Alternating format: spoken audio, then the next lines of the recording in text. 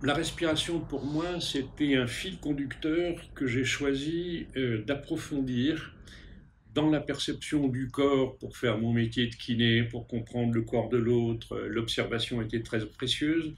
La conscience du geste, j'ai beaucoup dansé et fait danser. Et donc la conscience du mouvement du corps dans l'espace est tout à fait précieuse. Mais la respiration, quand j'ai découvert l'apnée sous l'eau, je me suis rendu compte que c'était un accès à la maîtrise de soi qui était intéressant. 16 ans, 17 ans, j'arrivais à nager 50 mètres sous l'eau parce que je m'entraînais tout seul, intuitivement. Et quand je suis parti au Japon, j'ai découvert avec la méditation zen que l'esprit de base de la méditation, c'est d'observer sa respiration et son corps sans rien faire, sans bouger. Ça m'a intéressé, je me suis rendu compte qu'il y a un lien direct entre la pensée et la respiration consciente.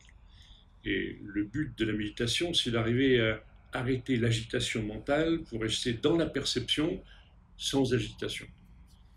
Et c'est pas facile de garder le fil de l'observation sans penser. Mais l'observation du souffle, ça aide. Et petit à petit, je suis passé de la méditation zen assise à la pratique du tai chi chuan, puis à l'enseignement du tai chi chuan. Et dans le mouvement du tai chi, on est dans cette conscience du souffle en permanence et cette conscience du geste associé. Et je me suis entraîné ensuite à garder cette conscience du geste, conscience du souffle, en toutes circonstances. Quand je cours dans la forêt, quand je travaille, quand je suis psychothérapeute, dans l'écoute de mes clients, j'ai appris à me centrer, à rester à l'intérieur de moi, à l'écoute de ma respiration, l'observation de mes pensées, l'observation des sentiments qui m'habitent, tout en étant attentif à l'autre et d'être dans une écoute extrêmement globale, sans jugement, sans opinion, sans urgence de lui fournir des solutions.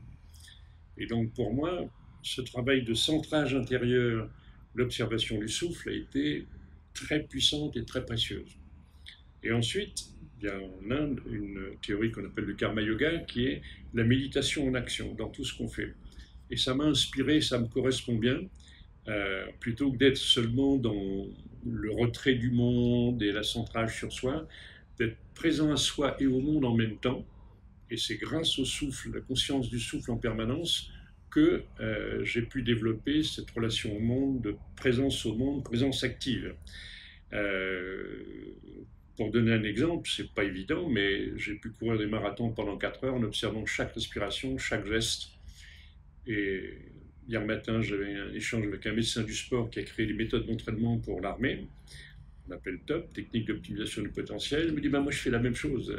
C'est la conscience de mon corps, de mon souffle et de la sensation dans le mouvement qui est mon centrage.